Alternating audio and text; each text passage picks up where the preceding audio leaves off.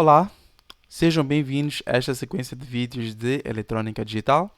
Eu sou o professor Edson e estarei aqui a explicar os conceitos desta disciplina. Na última aula, ou no último vídeo, nós falamos sobre a álgebra de Boole, onde introduzimos os conceitos dos teoremas e postulados, vimos também a definição das funções, expressões literais e variáveis lógicas. Nesta aula, que é a continuação do capítulo número 3, vamos falar sobre as funções e portas lógicas. Dizer que as funções, vamos começar já a perceber como é que os circuitos lógicos são formados, quais são os passos para chegar até lá, como é que nós podemos construir um circuito a partir de uma função e muito mais. Então, primeiro, o que são funções lógicas? Já falamos que as funções lógicas são pressuposições que dependem de outras pressuposições que falamos na última videoaula. Contudo, existem funções lógicas elementares. Estas são AND, OR e NOT, que, se já perceberam, devem estar a perceber, são os operadores lógicos que nós já conhecemos, que é AND, o operador produto lógico, ou e, OR, o operador soma, ou, e NOT, que é a complementaridade de uma variável lógica, por exemplo. Então, a partir destas funções lógicas elementares, podemos obter outras funções lógicas a partir delas, que são NAND, NOR, XOR e XNOR, ou XOR e XNOR. Estas funções são obtidas a partir da combinação das primeiras que acabamos aqui por mencionar, sendo que NAND é negação de AND, NOR é negação de OR, XOR ou XOR é divergência e XNOR a convergência. Estas funções lógicas elementares, elas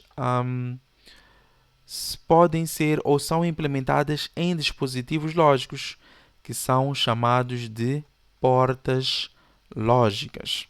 Iremos ver daqui a pouco, o que são estas portas lógicas ou como é que elas podem ser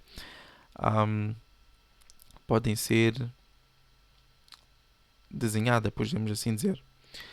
Então, antes disso, temos que uma função lógica depende de uma variável proposição, ou seja, pode depender de uma ou várias variáveis lógicas, como já mencionamos na primeira aula, que uma função lógica ela pode depender de uma ou de várias outras variáveis lógicas.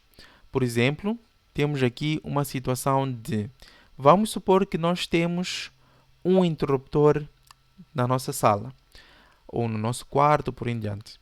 A nossa lâmpada para acender depende dele, do interruptor, neste caso. O interruptor pode estar na posição ligado ou pode estar na posição de desligado. Ou seja, a função lógica que nós temos de acender ou apagar uma lâmpada depende daquele interruptor, ou seja, depende de uma variável lógica.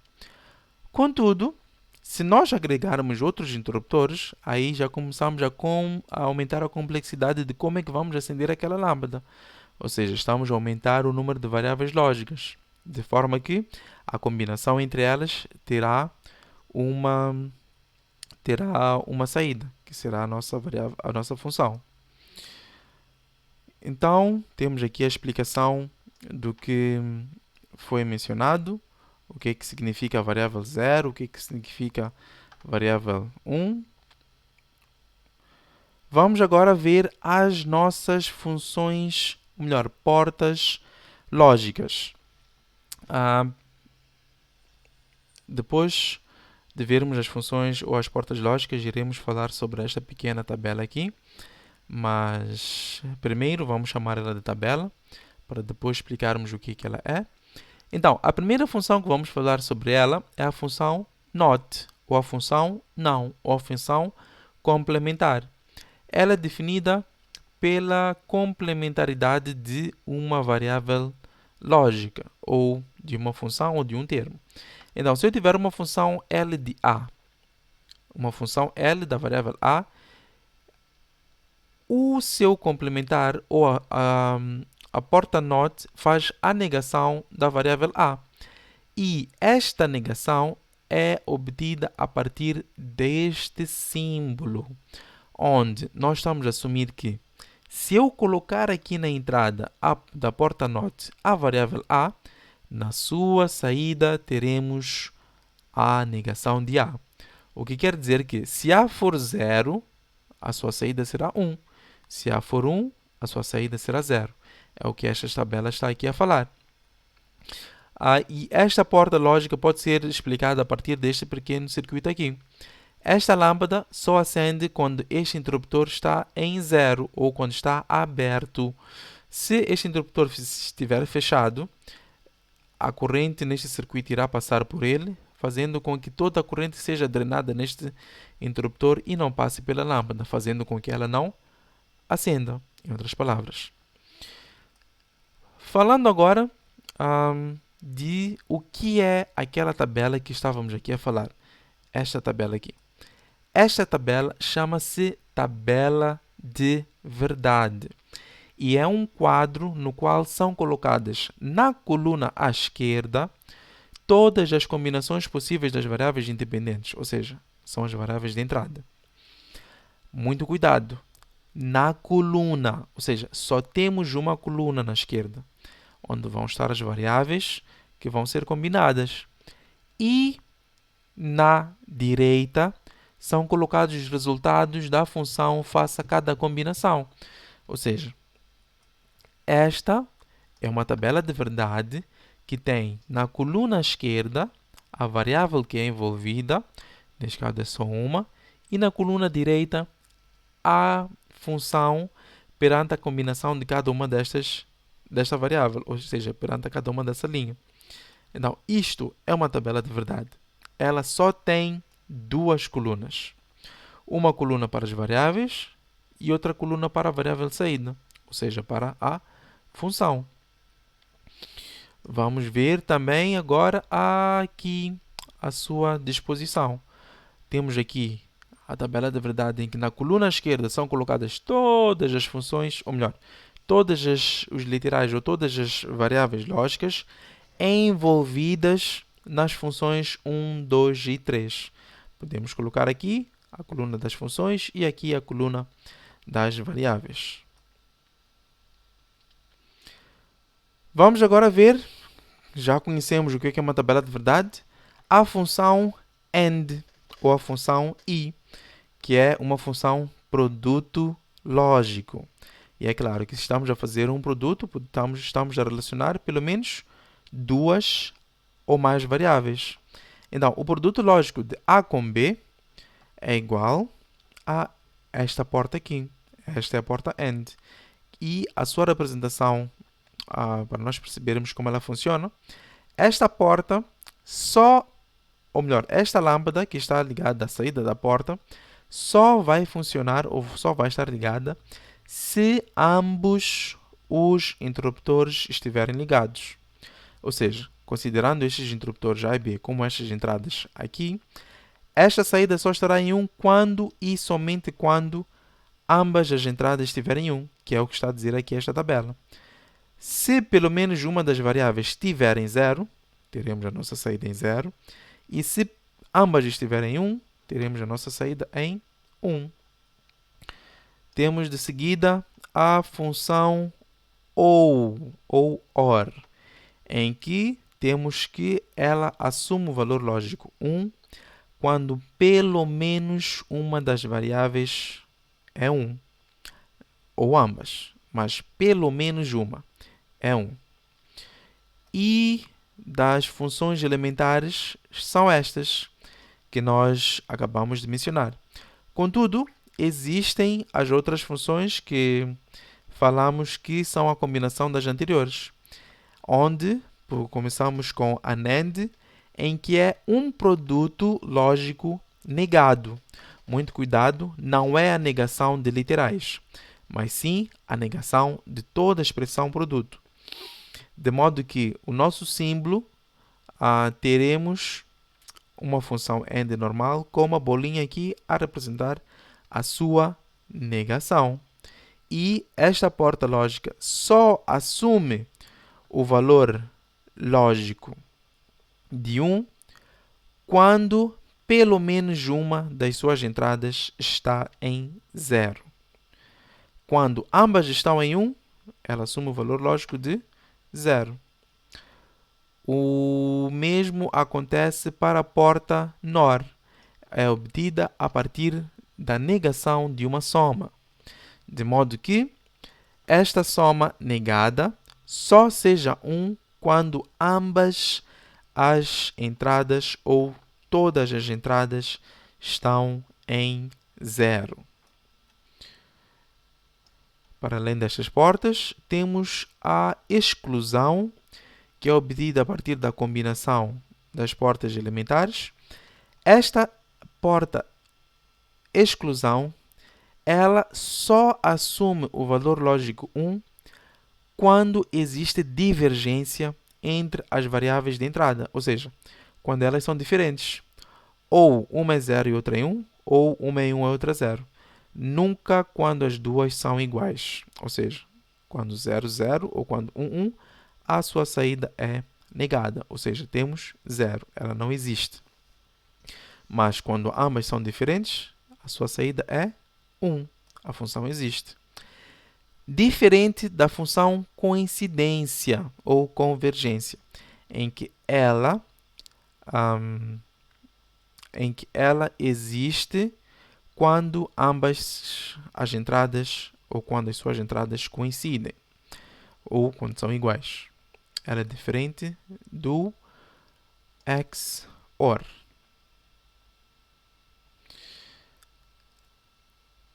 Então, vamos agora falar das funções lógicas na forma generalizada. O que é isso de funções lógicas na forma ou melhor, antes disso, temos que mencionar alguns conceitos, que é, neste caso, os don't cares. O que é um don't care? No início desta aula, nós falamos sobre a possibilidade de existência, a não possibilidade de existência de um terceiro estado. Então, por favor, nunca confundam um don't care com um terceiro estado. O don't care, quando representado, ele é representado em forma de um X. E pode estar representado ou na saída ou em uma das entradas. O que é que representa o don't care? O don't care diz que quando nós temos um don't care, naquela posição ou naquele local da nossa função, seja ela na entrada ou na saída, não nos importa se a função ou se a entrada toma o valor lógico ou 0 ou o valor lógico 1. Ou seja, pode assumir o valor lógico 0 ou pode assumir o valor lógico 1, mas não é mas não é, podemos assim dizer, relevante. E ela é representada pelo sinal X. Então, por exemplo, se nós representássemos esta função aqui com x, quer dizer que na combinação 0, 0, 0, esta função pode assumir o valor lógico 1 ou pode assumir o valor lógico 0. Não estamos a dizer que assume os dois. Não. Ou um ou outro, não os dois. O mesmo aqui. Só que o que acontece quando nós representamos na entrada? Quando nós representamos na entrada, estamos a dizer que o don't care aqui está a representar, nesta combinação podemos ter 0 ou podemos ter 1. Então, se podemos ter 0 ou se podemos ter 1, estamos a dizer que para 0, 1, 1, a função toma o valor lógico de 1. E para 1, 1, 1, a função toma o valor lógico de 1. Espero que tenham percebido. Então, vamos continuar. Aqui temos a explicação do que estávamos ali a mencionar sobre os don't cares. E vamos continuar com alguns exemplos. Aqui ainda estamos a mencionar sobre os don't cares. Vamos olhar este exemplo para consolidarmos ou solidificarmos os nossos conceitos. Vamos olhar este circuito. Este circuito é composto por 3 interruptores. Estes 3 interruptores são as variáveis lógicas. Por quê? Porque elas podem assumir o valor lógico 0, estando desligado, ou o valor lógico 1, estando ligado. E esta nossa lâmpada aqui é a nossa função, ou seja, a saída da nossa função, L. Porque ela pode também assumir o valor lógico 1, estando ligada, e o valor lógico 0, estando desligada. Olhando para este circuito, nós conseguimos ver que esta função só existe quando A e C estiverem ligadas, ou em 1, e B estiver desligado, ou em 0. Ou seja, esta função existe... creio que não temos aqui a representação, mas esta função existe quando temos A pressionado, C pressionado e B não pressionado. Daí, AC, B.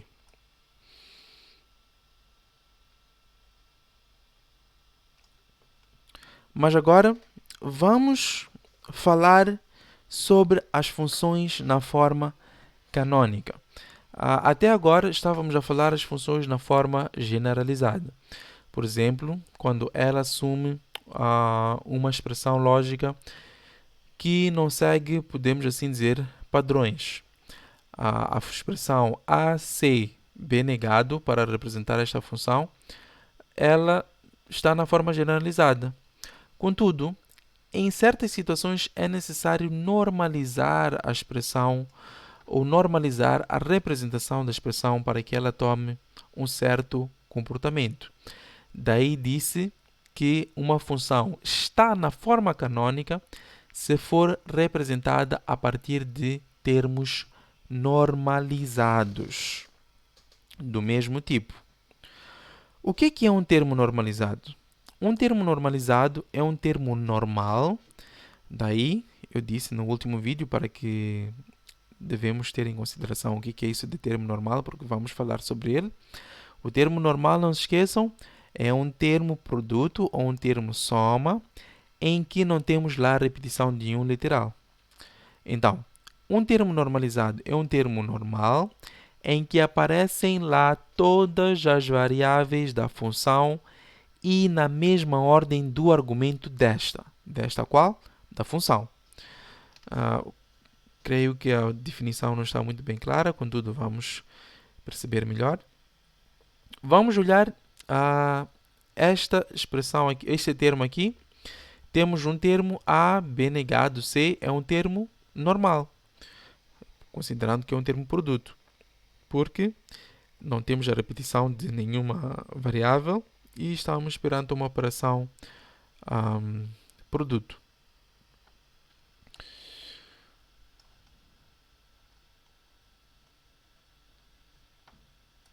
Como é que nós podemos passar uma função para a sua forma, podemos assim dizer, normalizada, ou para a sua forma canônica? Vamos considerar que temos aqui, por exemplo, deixa eu voltar aqui para situarmos a nossa situação. Vamos considerar que temos, para normalizar, a função 3.9. Qual é que é a função 3.9?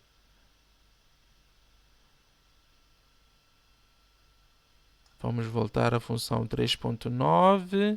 Aqui está a função 3.9. Vamos olhar esta função f de ABC, que é igual a BC mais CBA, B negado A. Quando estávamos aqui a falar dos don't cares. Esta função 3.9, B produto com C mais C produto com B negado A, ela tem dois termos. produto relacionados com o operador soma. Então, temos uma expressão soma. Então, nesta função, nós queremos passar esta função para a sua forma normalizada. Esta função não tem termos normalizados. Ou seja, temos aqui o termo BC, CBA. Não são termos normalizados porque, primeiro, o termo BC não tem todos os elementos da função. Nós dissemos que termos normalizados são aqueles que são termos normais em que estão lá presentes todos os literais na mesma ordem de aparição no argumento da função. E o termo CBA, CB negado A, também não é normalizado. Por quê? Porque os literais não estão à mesma disposição da aparição na função. Então, vamos normalizar esta expressão. Para normalizar o primeiro termo, o segundo termo, desculpa, como estamos aqui a mencionar, é só mudar a posição do C com o A, de modo que CB negado A passe a ser agora AB negado C. Contudo, para normalizarmos este termo aqui, já é diferente. Por quê? Porque falta-nos um literal. Então, como é que nós podemos normalizar este termo aqui, sabendo que falta um literal? Vamos usar os conceitos dos postulados e teoremas da álgebra de Boole. Como assim? Estamos aqui. Vamos multiplicar este termo, BC, com um elemento neutro no produto, que é o 1. Ao fazer isso, vamos usar o postulado número 6, em que diz que A mais A negado é igual a 1. Por que estamos a adicionar com A mais A negado? Porque nós queremos obter o A. Já temos naquele termo o BC, então temos que procurar encontrar lá ou colocar lá os termos que não existem ou que não estão lá representados, que neste caso é o literal, A. Ao fazer isso, depois aplicamos a distribuição do produto pela soma e obtemos estes dois termos. Estes dois termos, contudo, por terem todos os literais da função, não são normalizados ou não são canônicos. Por quê? Porque não estão organizados, os literais não estão organizados na mesma ordem de aparição no argumento da função. Qual é o argumento da função? É ABC. Então, para eu ter esta função normalizada, ou na forma canônica, eu tenho que colocar todos os literais na sequência A, B e C. Então, a nossa função 3.9 passa agora a estar normalizada assim, em que temos todos os termos com todos os termos normal, ou seja, uma expressão que relaciona termos normais ou termo normal, em que todos os termos têm lá cada um dos literais que estão no argumento da função e aparecem na mesma ordem de aparição no argumento da função. Temos aqui ABC, ABC e ABC. Isto é uma função na forma canônica ou uma função normalizada.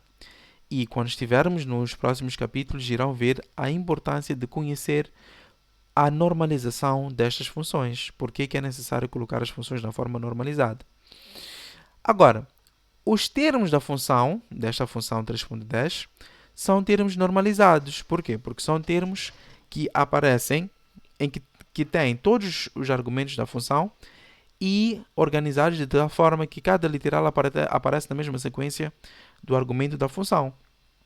Então, podemos ter um termo produto, ou todos os termos produto de todas as funções canônicas estão chamados de termo mínimo. E todos os termos soma são chamados de termo máximo. Muito cuidado. Termos mínimos são todos os termos produtos. Termos soma são todos os termos máximo. Que fique bem claro. Então, se eu quiser representar a função em forma de termos mínimos, eu tenho que representar estes termos mínimos. Como é que eu posso representar termos mínimos? A partir do código binário, temos a seguinte representação. Para eu representar termos mínimos, todas as variáveis negadas substituo com o valor lógico 0. E todas as variáveis não negadas substituo com o valor lógico 1. E eu vejo qual é o código binário que estou a representar. Neste caso, este termo A negado BC é 0, 1, 1. A B negado C é 1, 0, 1. E ABC é 1, 1, 1. O que representa isto? 3. Aqui, 5. Aqui, 7. Então, esta função 3.10, que nós acabamos de falar, apresenta os termos mínimo 3, 5 e 7. E a outra forma de representarmos a função na forma canônica ou normalizada é a partir dos seus termos mínimos, assim representados. Ou seja, somatório dos minitermos 3, 5 e 7, mais os don't cares caso existirem. Então, temos assim a representação da expressão na forma canônica. E esta função que acabamos de falar, que é a soma de produtos canônicos, ou soma de minitermos, ela é chamada de soma de produtos canônicos. Quando estamos a relacionar os maxitermos, estamos a relacionar produto de somas canônicas. Vamos ver se temos aqui um exemplo. Temos aqui uma nota importante que fala sobre os don't cares na entrada. Não entram na função, claramente. E a ordem das variáveis nos termos mínimos é muito importante. Por que é muito importante? Porque se eu não organizar as minhas variáveis aqui, a representação dos termos mínimos ou máximos será totalmente contrária. Então, é muito importante, primeiro, organizar os literais na mesma ordem da aparição, para depois eu extrair os termos mínimos ou os termos máximos. Então, temos aqui o produto de somas canônicas, que é quando estamos a relacionar termos máximos. E temos aqui um exemplo em que temos esta função, a mesma função B mais BC mais CBA, em que o objetivo agora é obter termos soma. Então, para obtermos termos soma, temos que distribuir isto, ou assim distribuir de forma a obter termos soma a partir dos postulados e teoremas que nós já conhecemos. Então, ao fazer isso, nós obtemos, a partir do uso dos postulados e teoremas, esta representação aqui, no final, em que temos o termo soma A negado mais B negado mais C, produto com A negado mais B mais C, produto com A mais B negado C, produto com ABC e produto com A mais B mais C negado. Esta é a representação de produto de somas canônicas da mesma função 3.9 que estamos aqui a debater. Agora, como é que eu posso colocar esta função em forma de maxitermos, ou seja, em forma de produto de maxitermos? A outra que nós falamos é produto de soma de minitermos. Para eu encontrar os maxitermos desta função, eu tenho que, primeiro, substituir agora todos os termos, ou melhor, todos os literais negados com 1 e todos os literais não negados com 0. Ou seja, é o inverso de quando estávamos a falar dos minitermos. Nos minitermos, literais negados, 0, literais não negados, 1. Maxitermos, literais negados, 1, literais não negados, 0. De forma que, por exemplo, o termo ABC será representado por 0, 0, 0 e o seu correspondente pelo maxitermo 0. Depois temos o maxitermo 1, 2, 4 e 6. E, por fim, a representação do produto de somas canônicas ou produto de maxitermos para aquela função 3.9 será dada por produto de maxitermos 0, 1, 2, 4 e 6. Se estiverem muito atentos, recomendo que façam uma relação entre esta representação aqui e a representação da mesma função em soma de produtos canônicos, ou seja, em soma de minitermos. Irão ver uma relação. Já vimos o produto de somas canônicas. Falamos já da forma normalizada. Falamos já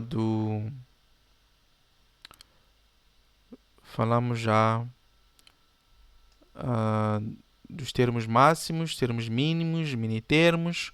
Ou seja, um termo máximo é o mesmo que dizer maxitermo, um termo mínimo é o mesmo que dizer minitermo. E finalizamos, assim,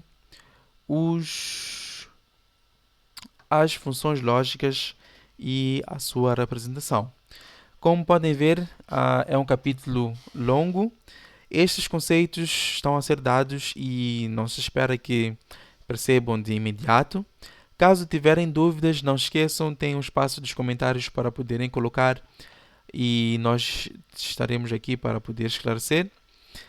Espero que estejam a gostar desta sequência de aulas. Por favor, também coloquem nos comentários o que é que podemos melhorar ou como é que podemos melhorar caso não estiverem a gostar de um ponto ou quiserem que algo seja melhorado de certa forma e tudo mais. Então podem também colocar as vossas opiniões de forma que possamos melhorar os nossos conteúdos. Mais uma vez, caso estiverem a gostar, não se esqueçam de deixar o vosso like e inscrevam-se no canal de forma a darem-nos mais motivação a popularmos aqui com mais conceitos, não só em relação à eletrônica digital, mas também em relação a outras matérias. Muito obrigado pela vossa atenção. Vamos terminar por aqui e até breve para o próximo vídeo. Obrigado e até a próxima.